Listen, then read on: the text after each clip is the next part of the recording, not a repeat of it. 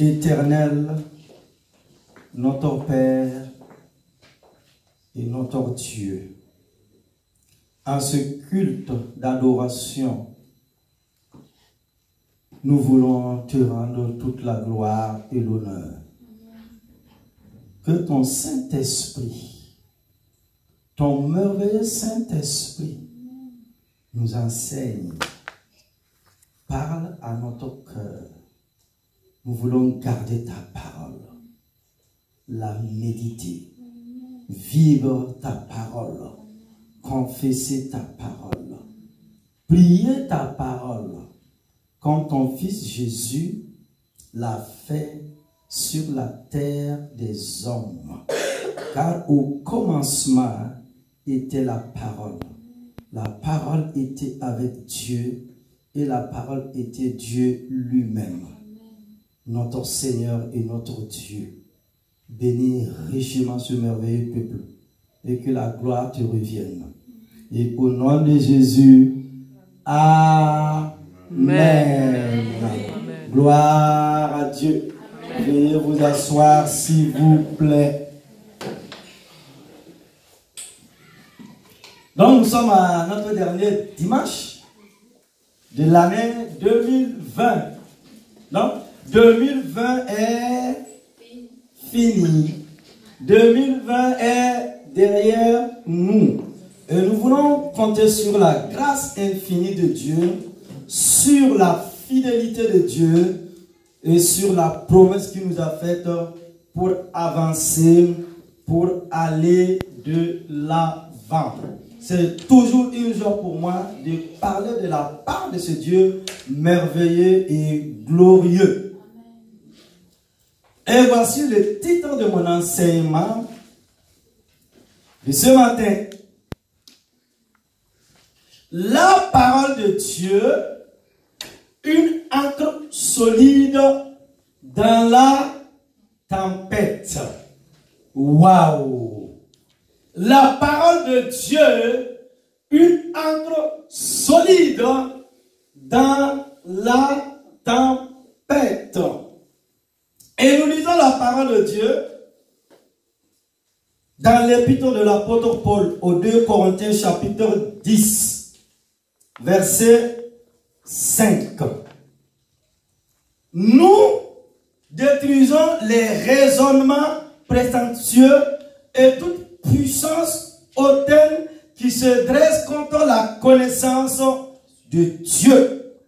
Nous faisons captive toute pensée pour l'amener à obéir au Christ.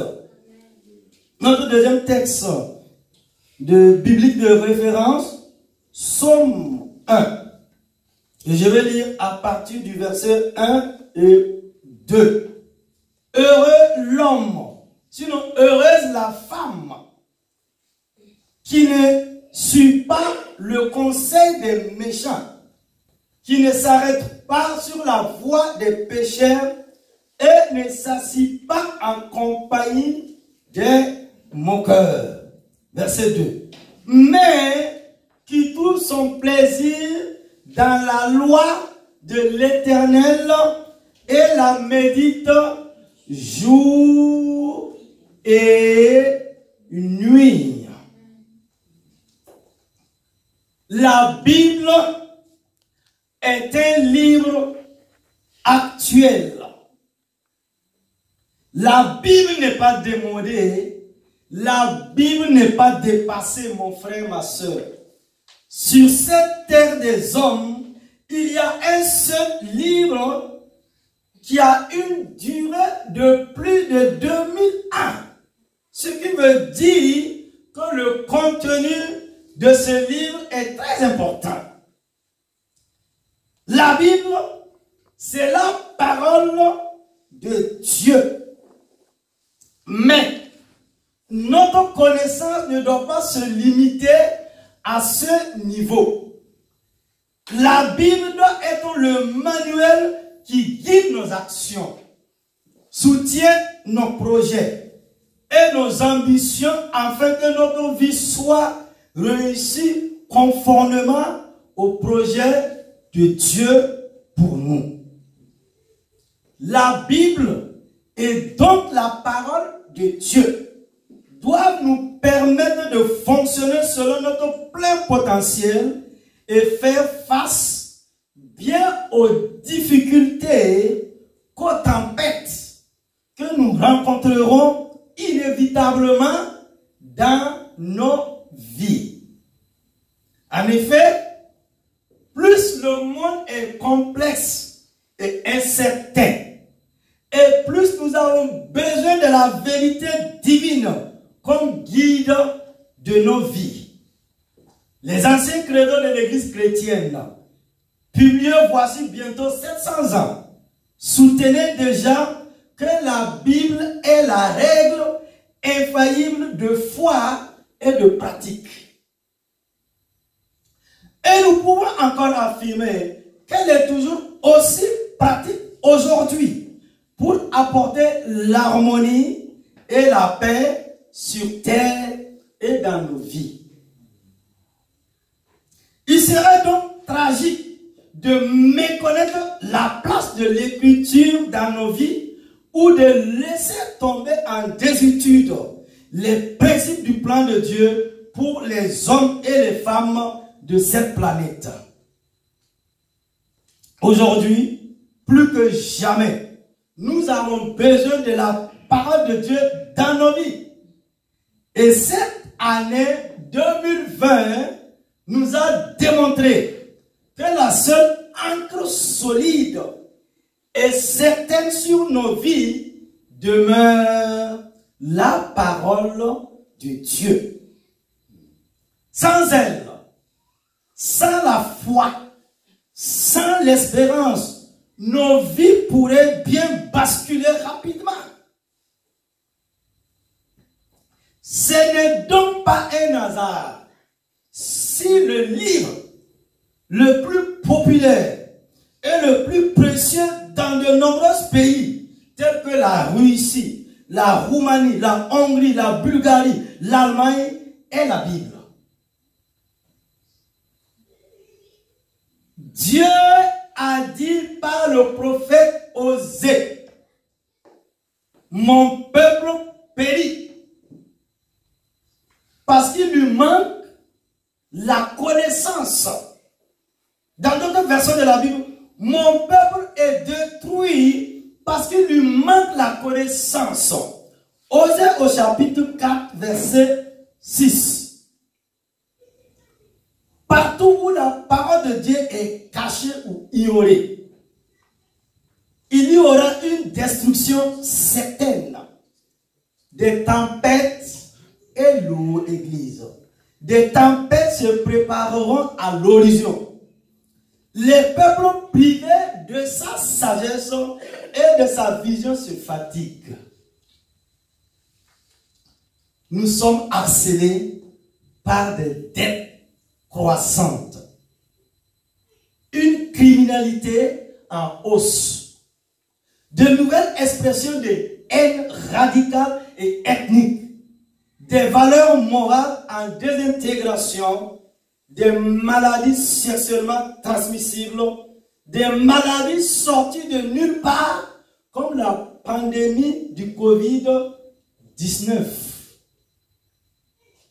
L'effondrement de la cellule familiale traditionnelle et les marques croissantes d'hostilité envers l'Église chrétienne, protestante, évangélique, si vous voulez. Tout cela n'est pas une pure coïncidence. Nous vivons aujourd'hui dans une époque la plus complexe et la plus sophistiquée que l'histoire ait connue. La science, la technologie et les idées ont littéralement démodélé les dimensions de notre monde. Et une simple poignée de nations modernes détiennent actuellement le pouvoir de décider du sort et de l'avenir de la planète. En ces temps troubles et lors des périodes complexes, il est important que chaque enfant de Dieu connaisse et vive la parole de Dieu.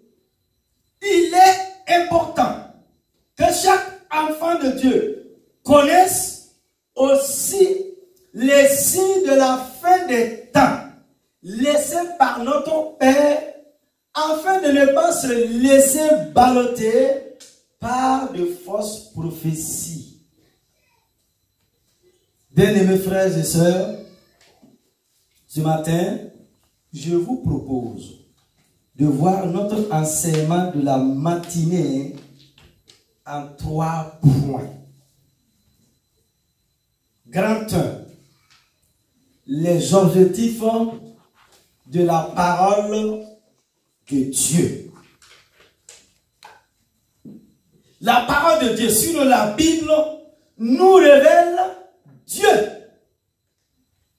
Si nous voulons grandir dans notre communion avec Dieu, nous devons grandir dans notre compréhension de la parole de Dieu. Dans 1 Jean au chapitre 5, versets 3 et 4, que nous dit la Bible? Car l'amour de Dieu consiste à garder ses commandements. Et ces commandements ne sont pas pénibles, parce que tout ce qui est né de Dieu triomphe du monde. Et la victoire qui triomphe du monde, c'est notre foi. Waouh! La méditation de la Bible est une recommandation biblique. Vous ne pouvez pas parler de communion sans parler de la parole de Dieu, parce que Dieu est sa parole. Et Dieu est dans sa parole. Et vous ne pouvez pas grandir dans votre communion avec Dieu si vous ne grandissez pas dans votre communion avec la parole ou dans votre connaissance de la parole de Dieu. En tant que croyant, vous devez donc avoir pour habitude de méditer la parole de Dieu. Jean au chapitre 1, verset 1. Au commencement était la parole. La parole était avec Dieu et la parole était Dieu. 1 Samuel chapitre 3, verset 21. La Bible dit quoi? L'Éternel continuait à apparaître dans Silo, car l'Éternel se révélait à Samuel dans Silo par la parole de l'Éternel. Ils n'ont pas dit par des visions et des révélations. Et nous savons que Samuel a été l'un des plus grands prophètes en Israël. L'Éternel se révélait à Samuel dans Silo par la parole de l'Éternel. Connaître Dieu est essentiel pour grandir dans sa communion avec lui. Un homme ne peut pas grandir dans son attachement à Dieu sans le connaître. En effet, l'attachement vient de la connaissance par l'échange. Plus vous connaîtrez Dieu, plus vous serez attaché à lui.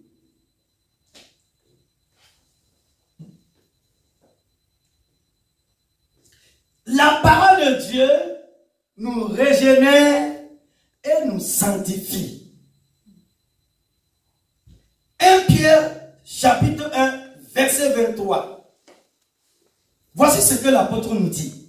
Puisque vous avez été régénérés, non par une semence corruptible, mais par une semence incorruptible, par la parole vivante et permanente de Dieu.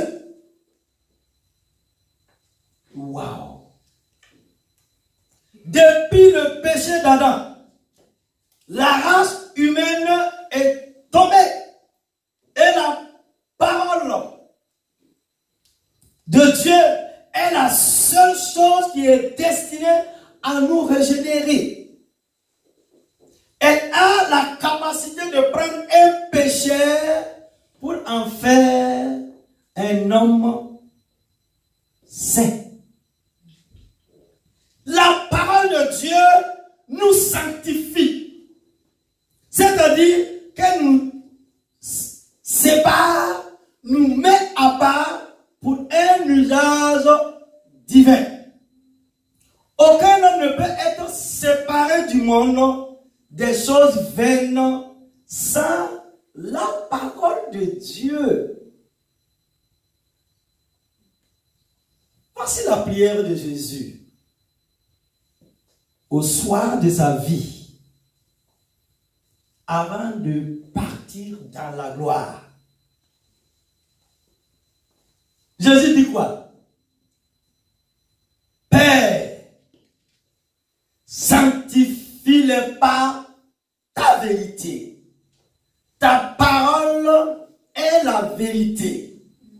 Ne te culpabilise pas, mon frère, ma soeur, en écoutant la parole enseignée, la parole prêchée. Cette parole divine te purifie, te sanctifie, te lave, te nettoie.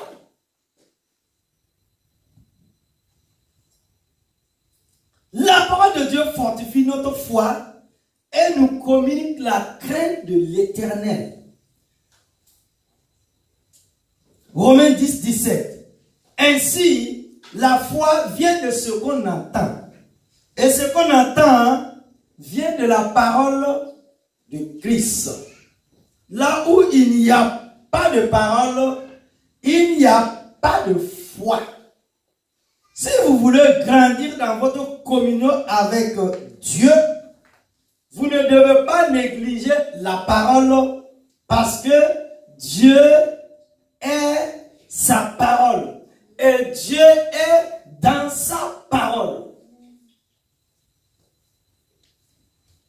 Et Moïse dira à Israël dans Deutéronome 17, 19, il dit, il devrait l'avoir avec lui et il lire tous les jours de sa vie afin qu'ils apprennent à craindre l'Éternel, son Dieu, à observer et à mettre en pratique toutes les paroles de cette loi et toutes ses ordonnances.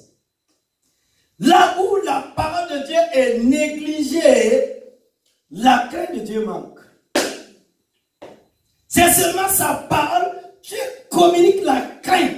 Et elle vient quand on la comprend. Quand on apprend à connaître Dieu dans sa parole. Un homme qui ne connaît pas Dieu ne peut pas le craindre. Non. Église, mon frère, ma soeur, toi qui m'écoutes, un homme qui ne connaît pas Dieu ne peut pas le craindre.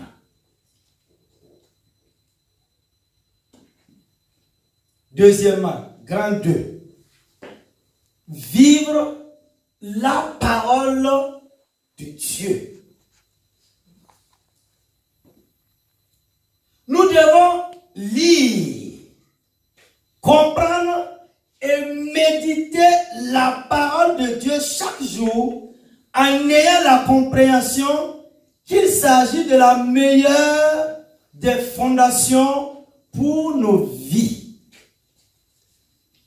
La parole de Dieu deviendra non plus un sujet de tristesse, mais un sujet et une source de joie et de bonheur.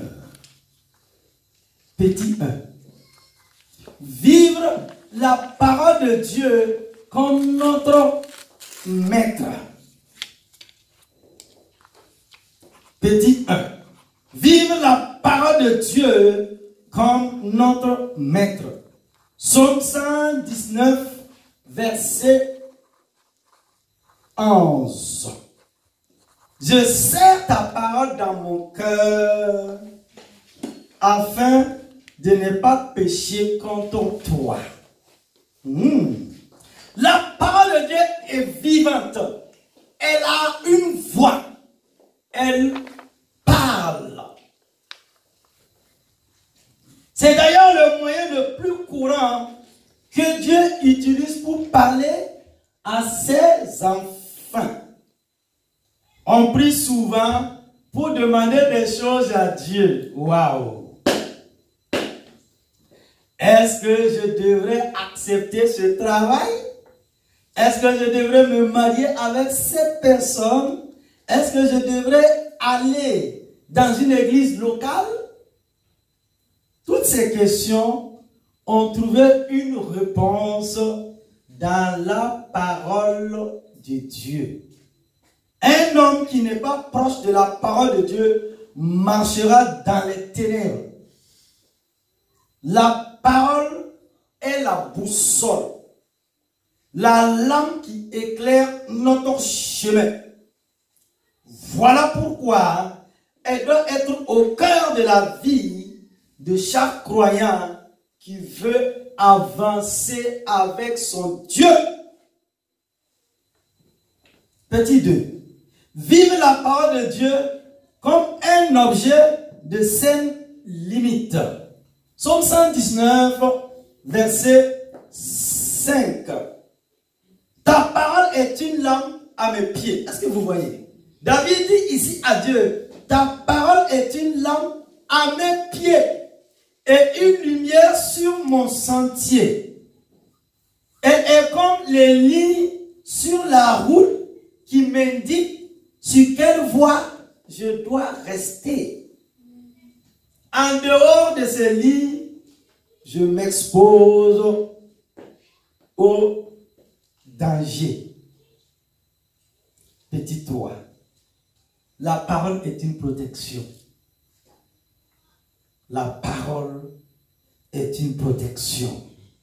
Luc au chapitre 6, verset 47 à 49. Je vous montrerai à qui est semblable tout homme qui vient à moi, entend mes paroles. Là, c'est Jésus qui parle. Et les met en pratique. Donc, non seulement tu viens à Jésus, tu entends les paroles de Jésus et tu dois mettre cette parole en pratique. Jésus dit quoi? Il est semblable à un homme qui, bâtissant une maison, a creusé profondément et a posé le fondement sur le roc. Une inondation est venue et le torrent s'est jeté contre cette maison sans pouvoir l'ébranler parce qu'elle était bien bâtie. Vous pouvez lire la suite. Cette maison dont parle Jésus représente notre vie, nos sentiments, nos expériences, notre âge, nos relations, notre argent ne sont pas des fondations qui nous assurent de rester inébranlables. Seule une vie construite et fondée sur la parole de Dieu pourrait être prospère.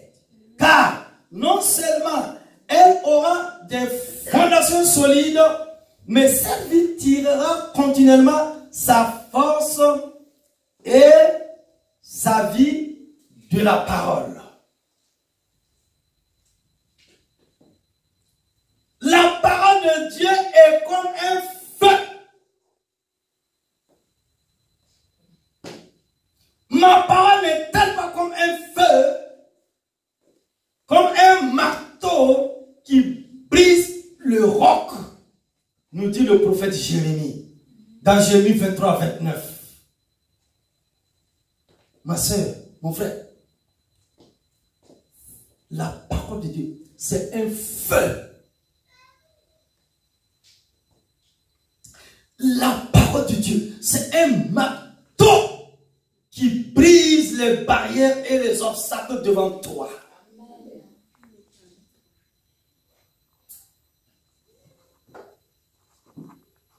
Là, nous avons deux options face à cette parole. Soit on va écouter la parole qui sort du feu, soit on va mettre la parole dans le feu. Il est tellement facile de jeter les paroles de Dieu derrière nous.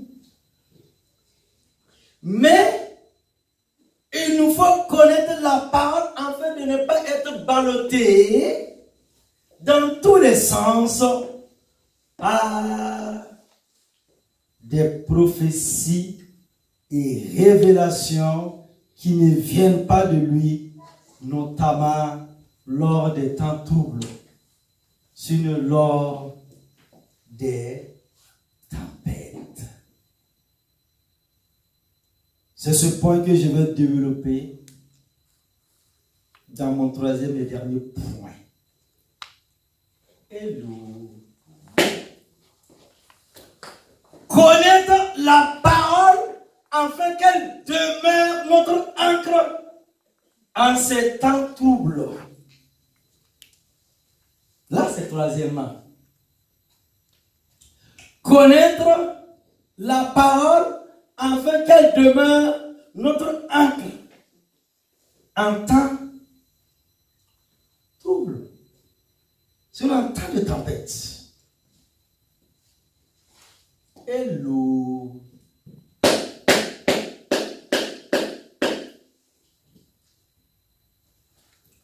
Pour ne pas nous égarer, nous devons vivre la parole. Nous devons marcher selon la parole. Nous devons confesser la parole. Nous devons prier la parole. Nous devons proclamer la parole de Dieu dans tous les domaines de notre vie. Car la parole, elle est puissante. La parole, elle est lumière. La parole, elle est glorieuse pour nous délivrer, pour nous guérir, pour nous apporter grâce et bénédiction. Il n'y a aucune parole des hommes qui est au-dessus de la parole de Dieu. Ma soeur, mon frère, dans l'histoire de ta vie, face à la difficulté, face à l'épreuve, face à la tempête, quand Dieu s'élève, quand Dieu parle dans ta vie, tout revient à la normale. Quand Dieu a parlé sur ta vie, aucune autre personne ne peut plus parler. Quand Dieu a parlé, il a parlé. Toutes les bouches se taisent maintenant. Hello.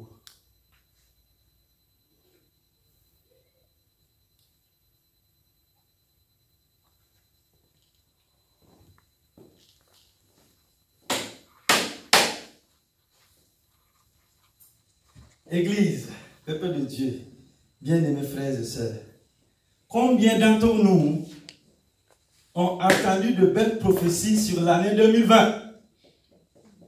20 sur 20. Hello. Diacre, combien d'entre nous ont entendu de belles prophéties sur l'année 2020? 20 sur 20. Pour ensuite entendre dans le début du Covid toutes sortes de prophéties sur la fin des temps.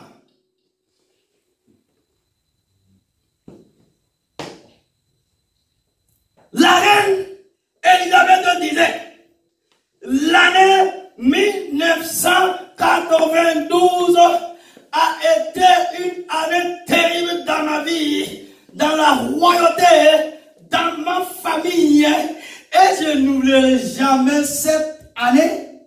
Cette année ne m'a pas apporté bonheur et bénédiction. Mais cette année 1992 m'a apporté douleur et difficulté, angoisse. Parce qu'elle était devant une difficulté. Tout son or, tout son argent, la couronne royale ne pouvait pas la délivrer, la sauver, ni faire quelque chose. Bien-aimé, hello. Nous, Église,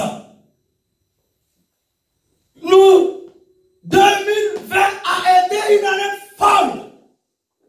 Et l'humanité, les pays et les nations nous n'ont jamais cette année 20 sur 20. Est-ce que tu m'entends? Il est là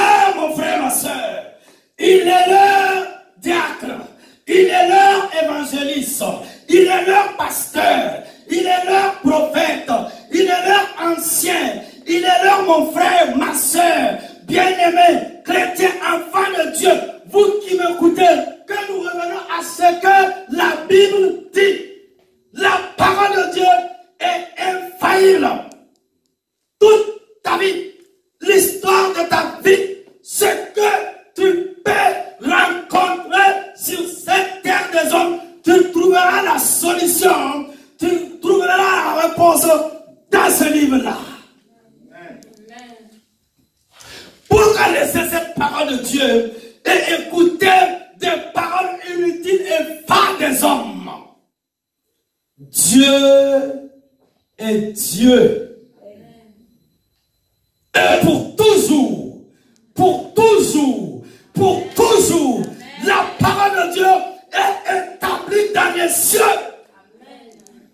Jésus lui-même a dit un jour à ses disciples, Jésus qui a prié pour la guérison, il a réveillé les morts, il a purifié les lépreux, les paralytiques ont marché. Jésus a manifesté la gloire de Dieu. Jésus a manifesté le règne de Dieu. Jésus, c'était l'amour de Dieu incarné. Jésus, c'était la grâce infinie de Dieu manifeste dans notre vie, dans la vie de l'humanité. Jésus est venu sur cette terre des hommes parce qu'il a réalisé, il y a trop de tristesse, il y a trop de désolation, il y a trop de cris, il y a trop de larmes dans nos familles, dans nos maisons, la cellule familiale, dans la cité, dans nos pays, dans nos nations. L'homme, après la Deuxième Guerre mondiale, l'humanité a continué à gémir, l'humanité a continué à pleurer, l'humanité a continué à rencontrer des difficultés. Jésus a regardé Pierre, Jacques et Jean. Il dit, écoutez-moi, sur cette terre que vous marchez, cette terre disparaîtra un jour. Le ciel que vous voyez sera plié comme une couverture. Mais ma parole demeure éternellement. Oh, j'aime la parole de Dieu. Amen. Acclame cette parole. Merci Seigneur.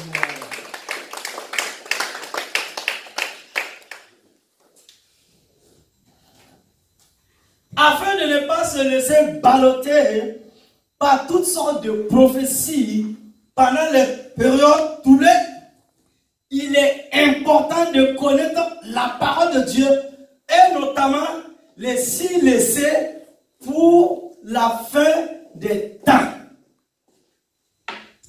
Chaque fois que vous examinez avec attention les prophéties de la fin des temps, développées par toutes sortes de prophètes lors des périodes troubles, vous souleverez inévitablement des énigmes qui troublent l'âme.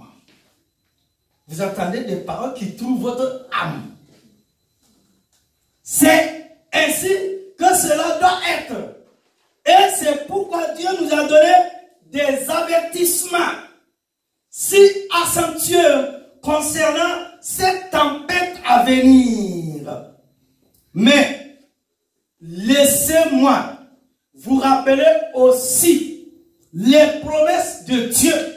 Car au milieu du pessimisme, de la morosité et de la frustration, il existe un espoir merveilleux.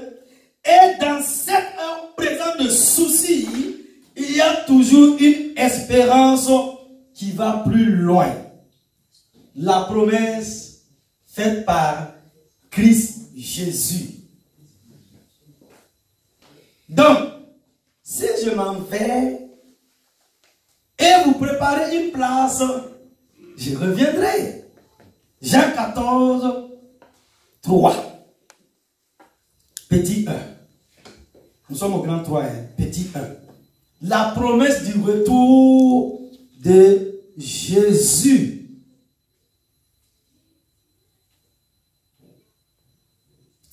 Christ est mort sur la croix pour nos péchés.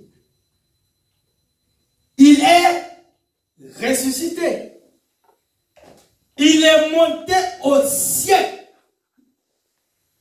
La Bible affirme qu'il va revenir d'une manière triomphale.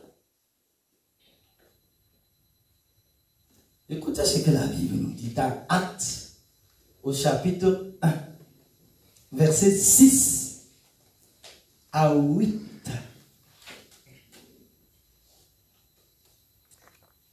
Alors que les apôtres étaient réunis, ils lui demandèrent, Seigneur, est-ce là, est-ce à ce moment-là que tu rétabliras le royaume pour Israël? Il leur répondit, Jésus, ce n'est pas à vous de connaître les temps ou les moments que le Père a fixés de sa propre autorité. Mais vous recevrez une puissance, le Saint-Esprit survenant sur vous, et vous serez mes témoins à Jérusalem, dans toute la Judée, dans la Samarie et jusqu'aux extrémités de la terre. Quelqu'un peut acclamer la parole de Dieu? Acclame la parole de Dieu. Acclame la parole de Dieu. Après ces échanges, il fut élevé au-dessus d'eux. Pendant qu'il regardait son ascension, un nuage le déroba à leurs yeux. La foi des disciples était encore petite.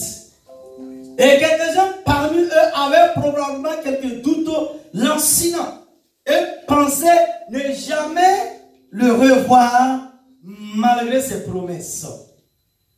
Ils durent regarder intensement vers le ciel avec un sentiment de perte et de tristesse alors qu'il montait. Jésus, qui nous dit la Bible dans Acte 1:11, c'est alors qu'apparut auprès d'eux 2 hommes vêtus de blanc. Vous, Galiléens, vous, Parisiens, dit-il, pourquoi vous arrêtez-vous à regarder au ciel? C'est Jésus. Ce Jésus qui a été enlevé au ciel du milieu de vous reviendra de la même manière. Donc, vous l'avez vu aller au ciel. L'heure du retour de Jésus est l'eau. Je dis église. L'heure du retour de Jésus est un secret connu de son Dieu seul. Cependant, des indications concernant le temps où cela arrivera sont données dans différents livres de la Bible. Matthieu 24, verset 3. Petit 2. Le jugement dernier. Le tableau de l'horreur absolue du jugement dernier est présenté dans Apocalypse au chapitre 6, verset 12 à 17. Avec précaution, l'agneau ouvre le 6e sceau. Soudain, le chaos saisit l'univers. Un tremblement de terre qu'aucune échelle de Richter ne pourrait mesurer secoue le monde entier. Le soleil est complètement éclipsé. En fait, Jésus nous dit que le soleil devient noir. La lune devient comme du sang. Apocalypse 6, 12. Waouh! C'est une tempête de proportions apocalyptiques. les grandes villes se fondent. Jean, à l'île de Patmos, voit les rois, les princes, les généraux, les riches, les puissants, les livres, tout être humain resté sur la terre, fuir pour échapper à l'horreur du jugement dernier de Dieu. Il s'enfuit vers les grottes des montagnes.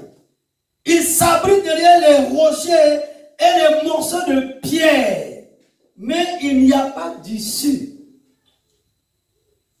Il crie désespérément. Cache-nous loin de la face de celui qui est assis sur le trône et de la colère de l'agneau. Apocalypse 6, versets 16 et 17. Il y aura un jour de règlement des comptes.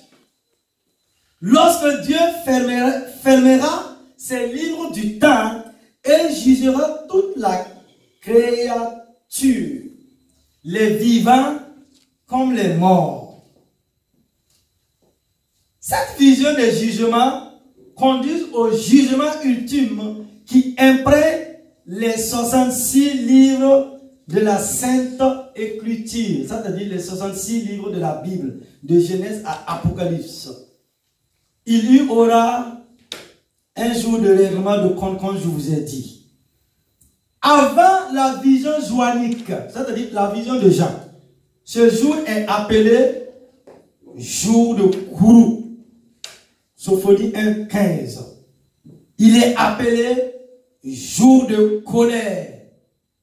Dans Romains 2, chapitre 5. Amos, le prophète, lui l'a appelé jour de l'Éternel. Amos 5, 18. Pierre l'apôtre, lui le mentionne comme le jour du Seigneur. 2 Pierre 3, 10. Paul l'a appelé comme le jour de notre Seigneur Jésus-Christ. 1 Corinthiens 1, 18, Philippiens 1, verset 6. On parle souvent dans les termes de la grande tribulation. Ces événements de la fin des temps.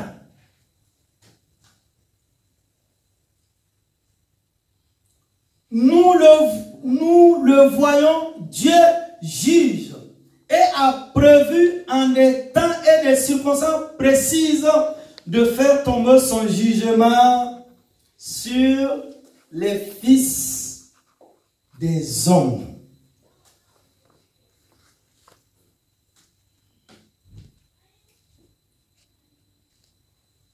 Il est aussi capable, Dieu est aussi capable de reporter son jugement. Ce fut le cas à Ninive. Parce que Ninive se repentit. Dieu ne fit pas ce qu'il avait annoncé. Hello. Il les épargna et retient sa main de jugement.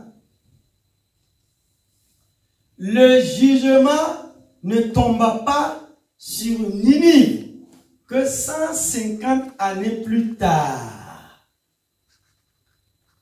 Dieu a envoyé son prophète, Jonas, dans cette grande ville de Ninive. Le prophète était tellement content. Vous savez, il y a certaines méchancetés là dans notre cœur.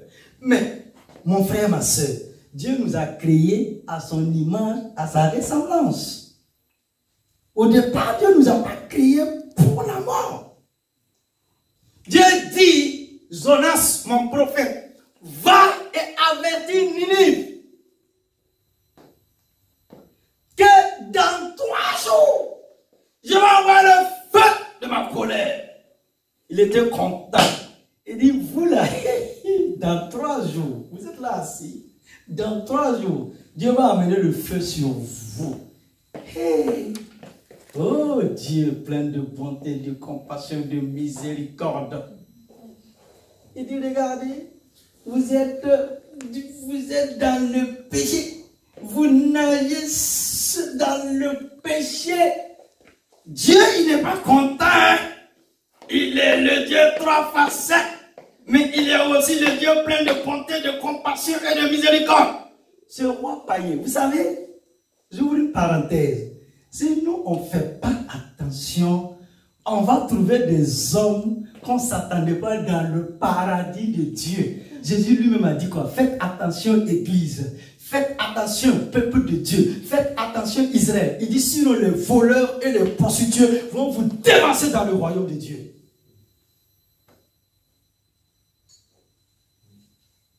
Jonas, prophète malheur. Quand la nouvelle est tombée dans les oreilles du roi, là, il a compris. Mon ami, même les animaux ont gêné. Là même, le chameau, ils ont gêné. Ils ont porté des sacs. Ils ont dit, oui, Dieu. Oui, Dieu. Ouah, le roi Créole, Dieu, pitié, et pitié de moi, et compassion de mon peuple. Dieu, c'est vrai, nous avons péché, c'est vrai, nous avons désobéi. Je me repens, je te demande pardon. Nous te demandons pardon. Pitié, Seigneur, pitié, Seigneur. Nous avons fonctionné dans l'ignorance. Mais aujourd'hui, nous avons saisi, nous avons entendu ta parole. Why? Le cri des hommes a touché le cœur de Papa bon Dieu. J'ai dit à Jonas, mon prophète, il faut le tourner, hein? Il faut le tourner, le dire là. J'enlève ma main. Ma colère et le feu ne va pas les frapper. Hey. Les gens qui aiment envoyer le feu sur les gens là, le jour qu'on va envoyer le feu sur toi, tu vas comprendre. C'est qu'on sème là, c'est ce qu'on va récolter. C'est pour cela, je lis la Bible, je vous aime. Je vous comprends comme Dieu. Dieu te fait vivre, il t'aime là. Je ne suis pas là pour juger quelqu'un. Il y a des gens qui aiment trop juger. Dieu ne t'a pas mandaté pour ça. Jésus n'a pas jugé quelqu'un. Je le répète et je le répéterai encore. Dieu dit, mais j'ai vu, j'ai pris compassion. Oh, David dit à Dieu que Dieu est comme toi, plein de compassion, de miséricorde. David disait, je préfère tomber dans les mains de Dieu que de tomber dans les mains de l'homme, dans les mains de mon prochain. Parce que son cœur est méchant. La méchanceté humaine. Arrête-toi! Est-ce que tu entends la voix de Dieu en ce matin? Jonas est fâché. C'est toi qui les a créés. 150 ans. Dieu les a épargnés. Le feu n'est pas venu. C'est ça. Dieu. Il veut se fâcher. Dieu dit, toi ton opinion ne compte pas. Ça ne compte pas. Ton opinion là, ça ne compte pas.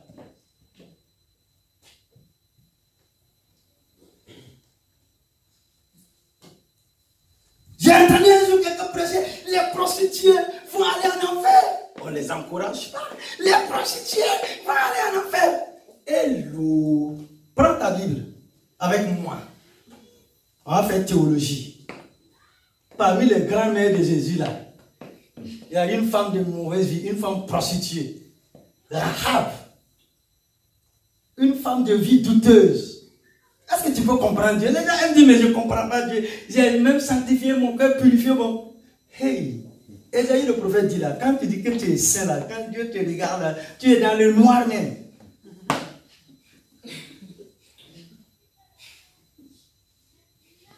On aime inverser les gens. Sa vie là, mon ami. Les gens sont religieux. Hein? C'est pour cela que Karl Marx était fâché. Il dit la religion est l'opium du peuple. C'est comme de la drogue qu'on jette sur le peuple. Pierre était sectaire.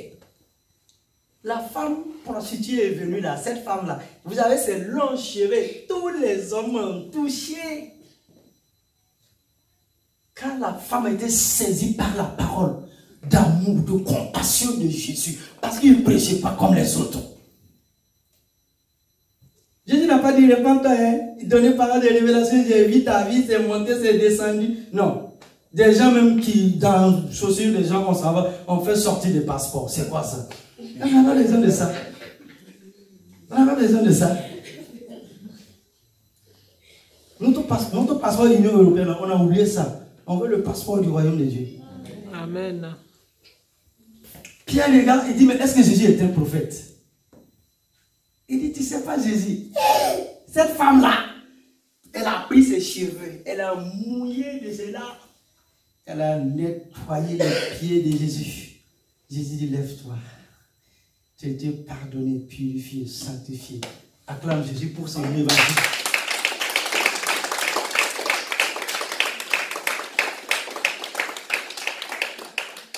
La Bible dit quoi? Ninive fut alors détruite par les armées qui l'envahirent au jour du jugement de Dieu. Mais 150 années plus tard, Hilda, nous arrivons à cette femme, Hilda, reçut du Seigneur l'ordre d'envoyer un message au peuple de Juda disant que le jugement allait venir. Et 2 Rois au chapitre 22, verset 16. Voici ce que dit l'Éternel. Bien parlé. Hein? Voici ce que dit l'Éternel. Je vais faire venir des malheurs sur cet endroit et sur ses habitants, conformément à toutes les paroles du livre qu'a lu le roi de Juda.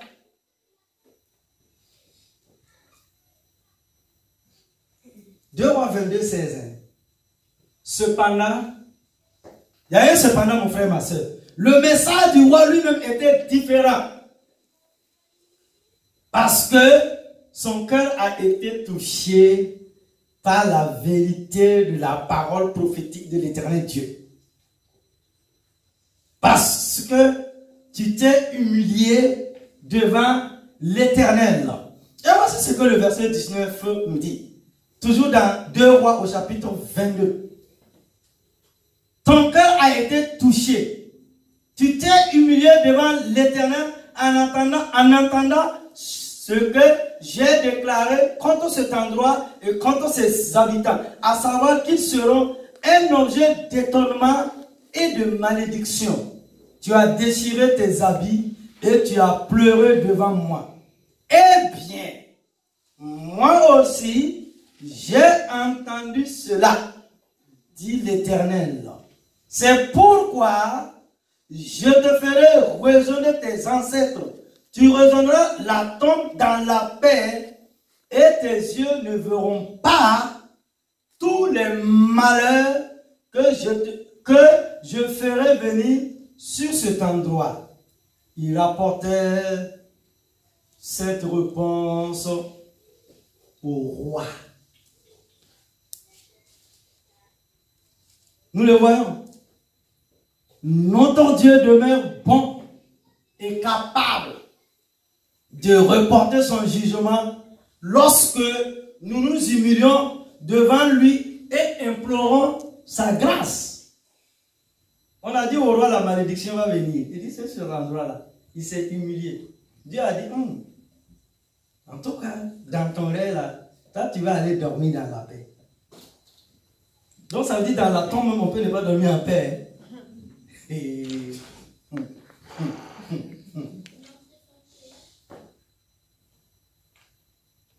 Nous ne nous laissons pas balloter par les jugements définitifs annoncés par certains.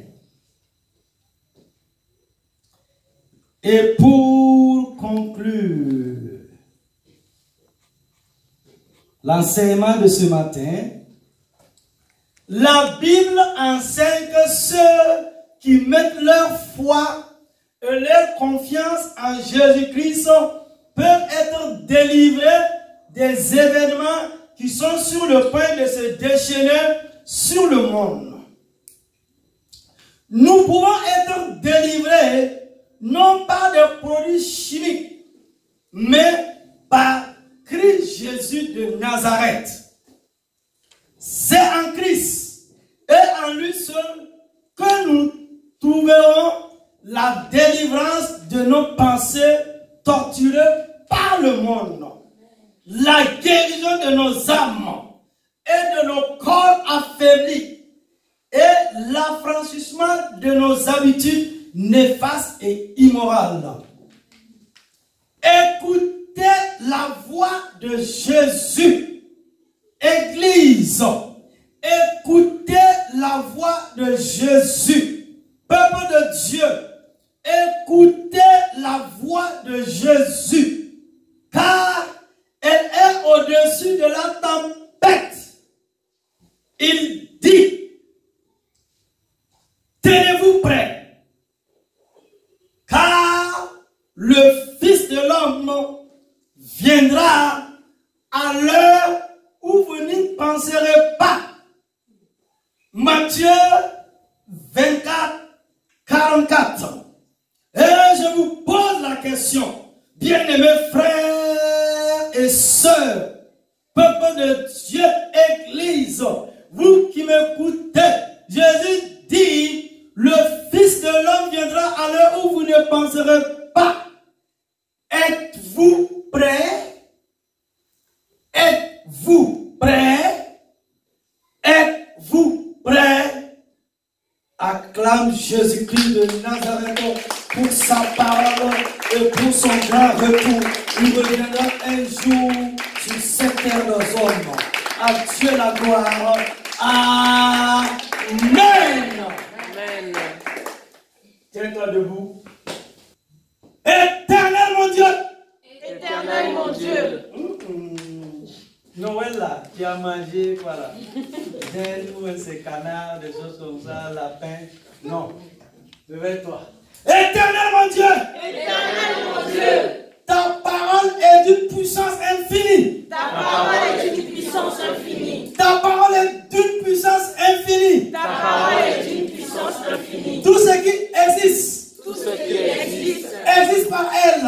Existe par elle. Rien de ce qui existe n'a été fait sans elle. Rien de ce qui existe n'a été fait sans elle. Tu m'appelles à étudier ta parole. Tu m'appelles à étudier ta parole. Afin qu'elle nourrisse mon âme et mes pensées. Afin qu'elle nourrisse mon âme et mes pensées. Apprends-moi à étudier ta parole. Apprends-moi à étudier ta parole. Pour chaque domaine de ma vie. Pour chaque domaine de ma vie. Pour chaque domaine de ma vie. Puis à agir conformément à la révélation de ta parole pour ma vie. Puis à agir conformément à la révélation de ta parole pour ma vie. Puis à agir conformément à la révélation de ta parole pour ma vie. Puis à agir conformément à la révélation de ta parole pour ma vie. Au nom de Jésus. Au nom de Jésus. Au nom de Jésus. Au nom de Jésus. Au nom de Jésus. Au nom de Jésus. Amen.